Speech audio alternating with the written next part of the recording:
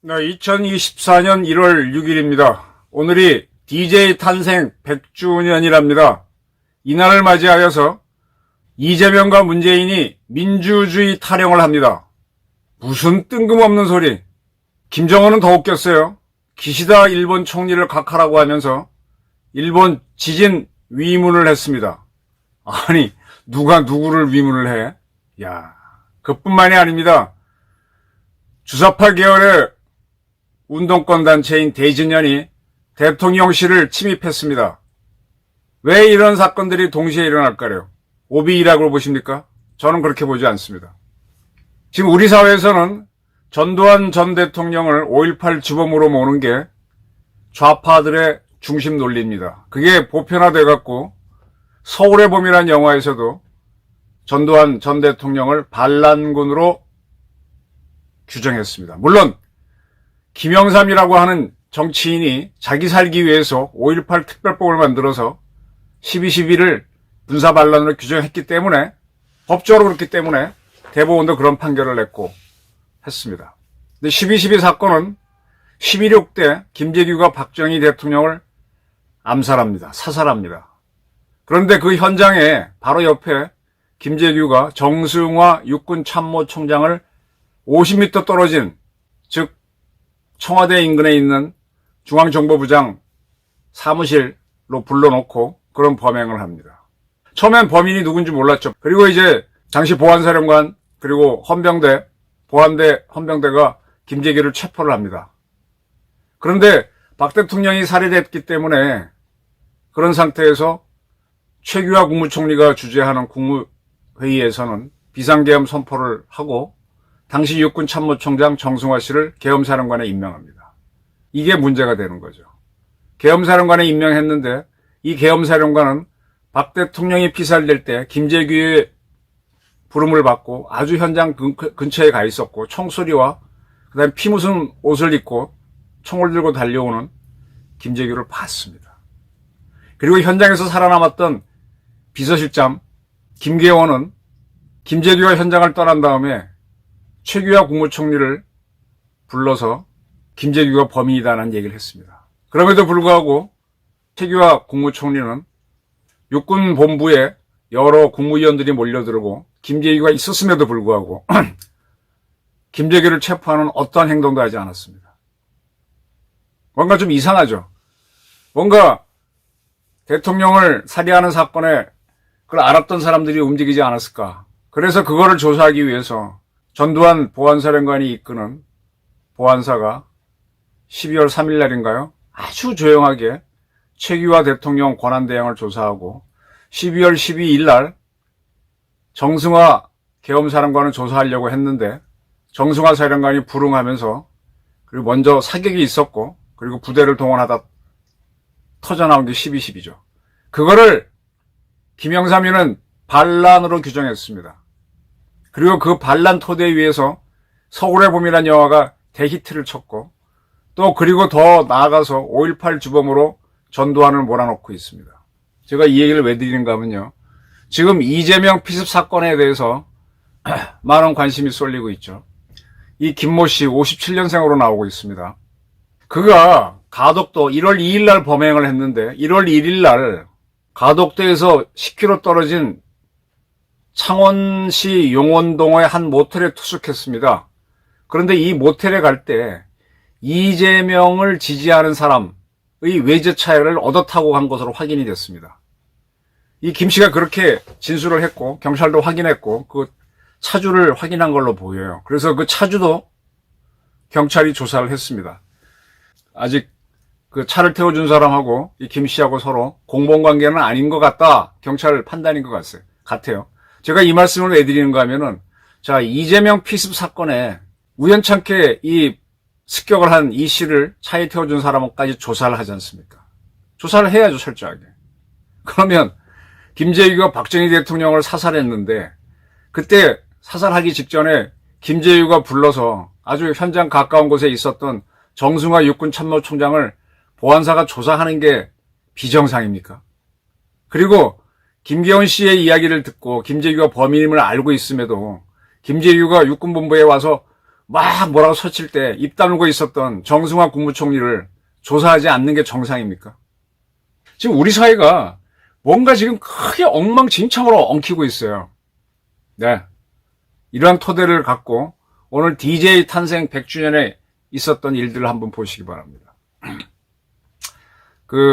일산 킨텍스에서 김대중 전 대통령 탄생 100주년 이 행사장에서 이재명 대표, 현재 서울대병원 일반병실에 있죠. 그가 뭐라 그랬는가 하면요. DJ가 사망한 지 15년이 지났죠. 그걸 먼저 거론합니다. 이 고민정 의원이 대독한 연설에서 이재명 대표는 15년의 세월이 흘렀지만 대한민국은 또다시 위기에 처했다. 민주주의도 민생경제도 한반도 평화도 모두 붕괴 위기다라고 그랬습니다. DJ 탄생 100주년에 DJ 사망 15주년을 거론하면서 이런 얘기를 했어요. 그리고 김 대통령께서는 돌아가시기 2달 전까지도 민주주의와 민생, 남북관계의 평화가 후퇴하고 있다. 이를 반드시 막아야 한다라고 했다. 이렇게 했습니다. 그러면서 윤석열 정부를 향해서는 지난 1년 7개월 언론 탄압과 노동 탄압이 되살아났다. 표현의 자유도 집회 시위의 자유도 제한됐다. 지금 대한민국의 민주주의가 부족합니까?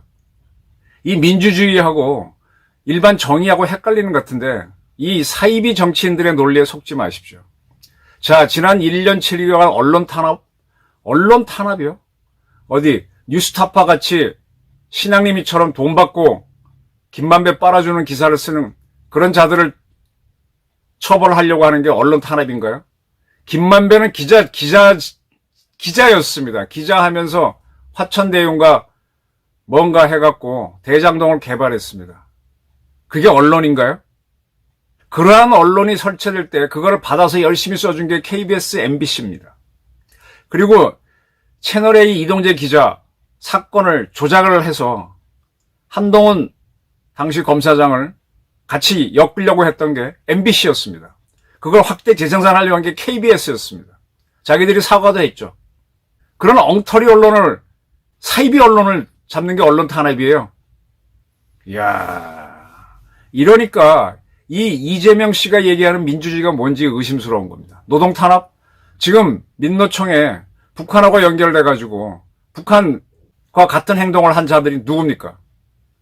민노총은요, 여기 우리 큰 기업들, 현대자동차, 현대중공업 뭐 이런 데서 노조원들 내는 돈을 받기 때문에 돈이 많습니다. 대한민국 자금 가지고 저쪽 지령을 받아서 열심히 시위를 할 수 있어요. 윤석열 탄핵 시키자 뭐 이런 것들.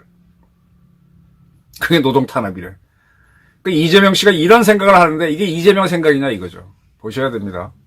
집회 시위의 자유도 제한됐다. 지금 차고 넘치는 게 집회 시위의 자유인데 극단적으로 얘기하면 이재명을 습격할 수 있을 정도로 대한민국이 자유가 있는데 무슨 자유가 제한이 돼 있어. 물론 경제위기 때보다 낮은 역대 최저 성장률 이야기한 거라든지 서민이 받는 경제적 고통 이건 맞습니다. 지금 경제가 매우 어려워요. 근데 이걸 가지고 민주주의가 그다음에 언론 자유가 노동활동이 억제되고 있다 이런 식으로 호도하면요. 이거는 정말 사기입니다. 그리고 이렇게 얘기합니다. 평화와 안보가 가장 중요한 세계 유일의 분단국가 대한민국. 한반도를 항구적 평화지도로 만들기 위한 군사합의를 스스로 깨뜨렸다. 평화와 안보를 가장 중요한 게 우리가 맞죠. 그걸 위협하는 게 뭡니까? 9.19 군사합의잖아요. 응? 북한이 어떠한 도발을 하는지 발견하지도 못하도록 만들어 놓은 게 문재인의 9.19 군사합의 아닙니까? 이런 식으로 호도를 합니다. 한반도의 긴장이 올라가는 거는 북한이 혁명론을 포기하지 않고 핵무장을 해갔기 때문에 커지는 겁니다.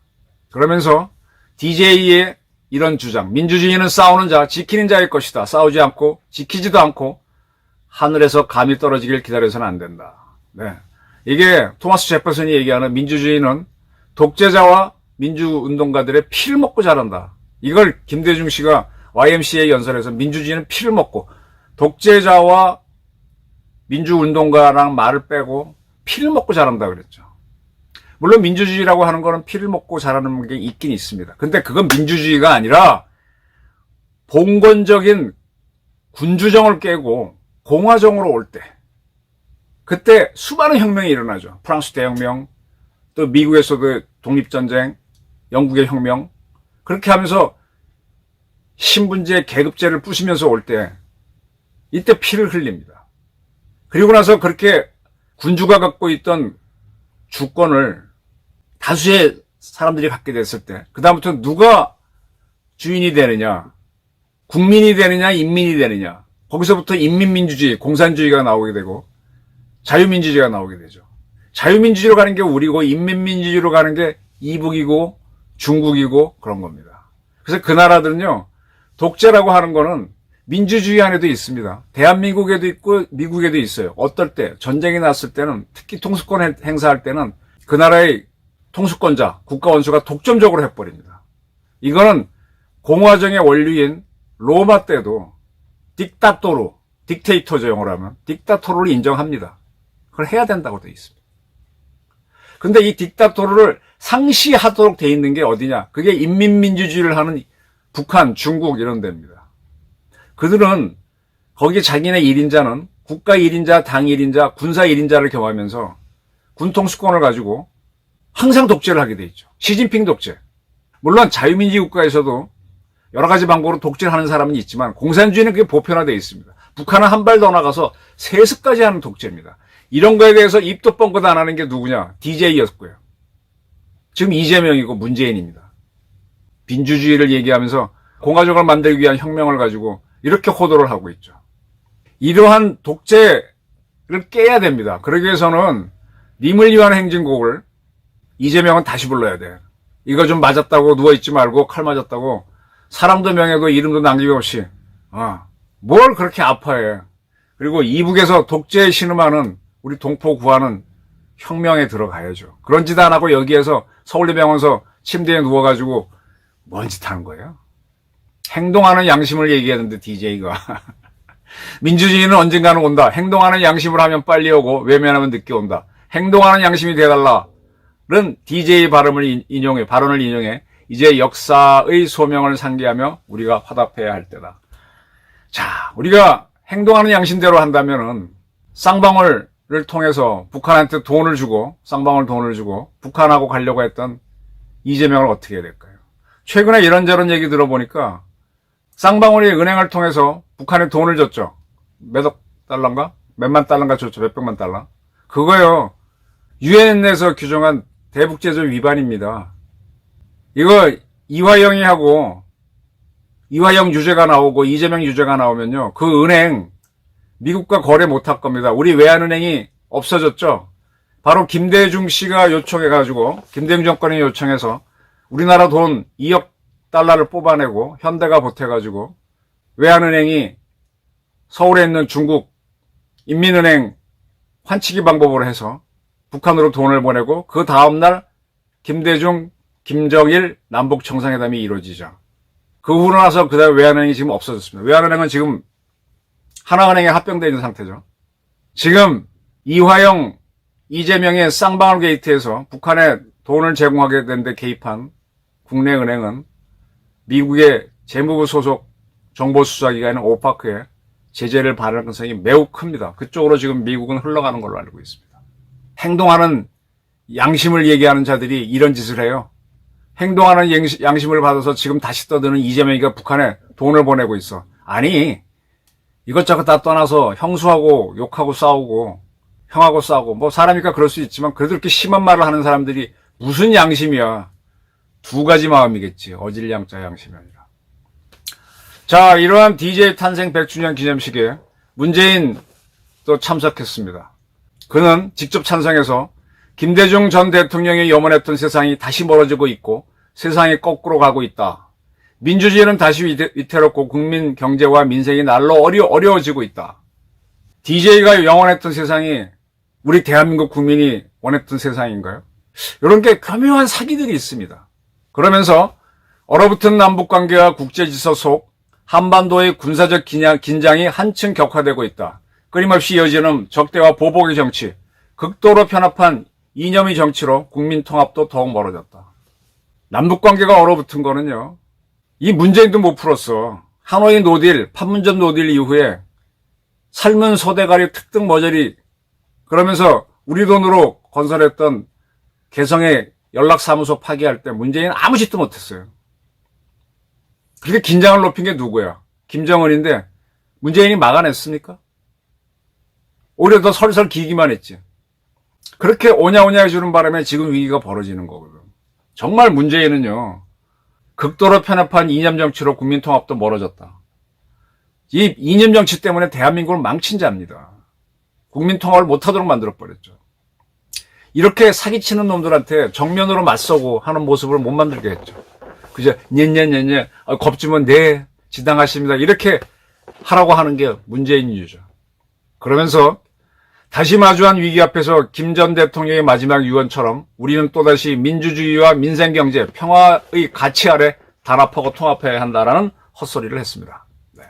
자, 이렇게 이재명과 문재인이 연설하는 사이 북한의 김정은은 어떤 짓을 했느냐?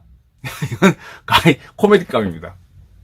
일본 기시다 총리한테 각하라는 호칭을 붙였어요. 조선중앙통신이 5일날 공개했는데 김정은이가 기시다 일본 총리 각하하면서 지진 피해 위로 전문을 보냈습니다. 일본에서 불행하게도 새해 정초부터 지진으로 인한 많은 인명 피해와 물질적 손실을 입었다는 소식을 접하고 당신을 통해 유가족들과 피해자들에게 심심한 동정과 위문을 표한다. 그리고 피해 지역 인민들이 하루빨리 지진 피해의 후과를 없애고 안정된 생활을 회복하게 되기를 기원한다 그랬습니다. 야, 이 북한이 왜 이 짓을 하겠습니까? 더 웃기는 거는 2011년 그 쓰나미가 와서 한 2만 명 가까이 죽었죠. 그때 북한은 어떻게 했느냐? 이번에는 사망자는 그렇게 많지는 않죠. 그때 김정일이가 아닌 김영남 최고인민위원회 상임위원장 명의로 일본 총리나 일본 정부가 아닌 조총련을 상대로 위로 전문을 보낸 적이 있습니다. 그렇게 많은 사람이 죽고 세계적인 쓰나미 때는 조총련한테 위로 전문 보냈던 것이 이번 지진에는 일본 기시다 총리한테 각하라고 하면서 위로 전문을 보냈습니다. 이게 뭡니까? 쇼입니다. 쇼예요. 왜? 지금 이제 북한이 연평도 그다음에 백령도 중간 수역을 해서 포격을 가했죠. 그러면서 일본에서는 이럽니다. 왜 그러겠어요? 이게 다 고도로 계산된, 그리고 DJ 100주년까지 계산이 된 다 이런 것들이 어떻게 보면 이게 서로 교통하는 방법은 많으니까 DJ 행사 준비한다는 건 누구나 알 수 있는 거니까 딱 맞춰서 위협도 하면서 또 일본에 툭 던지는 겁니다. 이렇게 하면은 헷갈리죠. 그런데 오늘 또 무슨 일이 있었냐? 1월 6일이죠. 오후 1시쯤에 대진연 대학생 진보연합 회원들이 용산 대통령실 침입을 하려다가 18명인가 체포가 됐습니다. 대학생들. 대진연. 방탄정권 윤석열 퇴진하라. 특급범죄자 김건희 특검하라. 등의 구호를 외치다가 우르르 들어가다가 줄줄이 걸렸습니다. 지금 이제 윤 대통령이 김건희 특검, 대장동 55클럽 특검 거부했죠. 거기에 맞춰가지고, 그 다음에 DJ 100주년 탄생 맞춰가지고, 또 지금 이북에서 펼치는 대남 심리전에 합쳐갖고 한꺼번에 다 일어난 걸로 저는 봅니다. 이 대진연이 어떤 단체인가 하면요. NL계열입니다. 민족해방. 즉, NL계열, 그러면 흔히 말하는 주사파로 보시면 되죠. 꼭 주사파는 아닙니다만, NL계열로 보시면 돼요. NL계열의 21세기 대학생 연합회 후신입니다. 물론 NL계열이라고 좀 더 주사파는 아니에요. 일부 주사파가 아닌 세력도 있긴 하지만 주로 주사파로 보시면 돼요. 그래서 이들은 수령론, 이겁니다. 제가 황장엽 씨의 모스크바 대학 냈던 논문을 제가 구했다 그랬었잖아요. 거기에 보게 되면 황장엽이가 풀어놓은 게 변증법을 이렇게 풀어놔죠. 정, 반, 합, 이렇게 사회가 이렇게 발전한다. 이 체제가 있을 때 이게 문제가 있죠, 항상. 그럼 새로운 게 나오고, 둘의 문제점 풀어서 또 합을 만들면, 또 이게 또 모순이 있으니까 또 반 나와서 정반합. 이렇게 정반합으로 발전할 수 있는 나라가 제대로 된 나라다, 사회다. 그런 나라를 하려면 주체가 있어야 된다라고 그랬습니다. 그 주체만 싹 빼가지고, 이 외세의 식민지고, 봉건을 깨지 못한 우리 북조선에서는 이 주체를 끌고 나갈 수 있는 능력이 수령만 갖고 있으니까, 그래서 주체 사상을 이렇게 살짝 이용하고 수령론을 만들어서, 그래서 그 사람들이 세습을 하면서 북한을 이끌어야 된다는 수령 독재론이 나오는, 그건 독재론이라 그래요. 그게 북한이지 않습니까? 이런 수령론들을 그대로 수용하는 것들이 이 대진년입니다. 이들이 왜 DJ 100주년을 맞아서 대통령실 침입을 하려고 했겠습니까? 지금 뭔가 이벤트를 만들 타이밍이에요. 저는 예측하고 있었습니다. 북한도 도발할 거라고 봤고 움직일 거라, 어디서 어떻게 누가 할지는 그걸 모를 뿐이었지. 이들은요, 그 전에 뭐 김정은이 온다 그럴 때 백두칭송위원회나 위인맞이 황양단 했던 그런 조직들하고 다 연계되어 있는 사람들입니다. 그리고 2020년 그 덕수궁 뒤에 미국 대사관 관저가 있죠. 거기 침입을 하려다 걸렸죠. 거기 가보시면 경찰이 항상 경비하기 때문에 담을 넘어 들어가는 게 어려운데 다 걸렸죠. 근데 만약 담을 넘어 들어갔으면 거기 미 해병대가 무장하고 지킬거려? 사격했을거려? 죽어도 아무 소리 못할 겁니다. 이들은 미군 철수 이런 주장을 하는 겁니다. 이 북한의 움직임, 특히 우리나라 좌파들의 움직임은요, 굉장히 보면 스트레이트 포워드, 정직하게 해요. 북한이 도발을 하고 여기서는 북한하고 싸우면 안 된다라는 여론을, 평안이 뭐냐고 막 문재인, 이재명 같은 게 떠들고, 그리고 이자들은 윤석열 나가라 그러면서 이런 강한 시위를 하는 거죠. 이렇게 하면 우리 사회에서 북한 또 골치 아파지는데 야 살살 달래 하면서 이 패배주의 일이 일어납니다. 이런 게 되게 되면 H신문이라든지 오 뉴스 같은 그런 좌파 매체들이 열심히 선동하면서 평화론을 퍼뜨리면서 대한민국을 이상한 데를 끌고 가죠. 그게 시작이 되는 겁니다, 지금. 이 대진년 사람들은 태영호 씨가 왔을 때 태영호 협박도 했고, 나경원 의원실 침입도 했었고, 아주 대놓고 하는 단체입니다. 그리고 자기들이 쫙 체포되려고 그러면 막 뒤로 자빠져서 인천권 탄압당한 척하고, 그리고 걸려서 조사받게 되면은 대학생 신분이라고 하면서 중간고사 봐야 된다고 뭐 이런 소리야. 주사파 사람들은요, 걸리면요, 온갖 이론을 다 동원해서 빠져나가려고 해요. 그러고 나가서 또 같은 짓 반복하는 겁니다. 자, 이런 것들이 동시에 일어났습니다. 이걸 오비라고 보십니까? 아까 박 대통령 살해됐을 때 현장에 있거나 알고도 모른 척했던 사람들 조사하는 전두환을, 보안대의 행동을, 군사반란으로 규정한 게 김영삼이었고, 그리고 그걸 토대로 영화를 만든 게 서울의 봄입니다. 거기에 우리가 취해 있으니까 지금 이재명 피습을 한 사람이 우연히 얻어탄 외제차 차주는 조사하는 거에 대해서는 왜 문제 제기 안 하냐 이거야. 이거 인권 탄압 아니야? 아무도 얘기 안 하죠. 지금 우리 사회가 좀 정상적이지가 않아요. 그리고 북한이 위협하는 거에 대해서 가만히 있고, 북한에 우리가 대응하게 되면은 평화 하면서 나오는 세력들이 있어. 이런 것들이 서로 연결되는 게 북한 간첩이 와서 지령할 필요도 없어요. 그냥 문자도 필요 없어. 서로 약속한 게 있으면 하면 하고 알아들어요. 네. 이제 북한의 총선을 앞두고 지금 민주계가, 특히 이재명 씨가 지금 환자인데 의사들한테 공격을 받고 있잖아요. 광주 의사회, 전북 의사회까지 나와가지고 119 헬기 탄 거는 응급체력, 국가가 응급체제를 무시한 특혜다라고 비난을 하니까 이런 사건들이 자꾸 일어날 겁니다. 우리 사회에서 누가 친북이고 그 자들이 민주주의하고 이 공화정으로 가는 걸 어떻게 섞어서 자기들 독재를 항배하는지 잘 보시기 바랍니다. 저희 분석이었습니다. 감사합니다.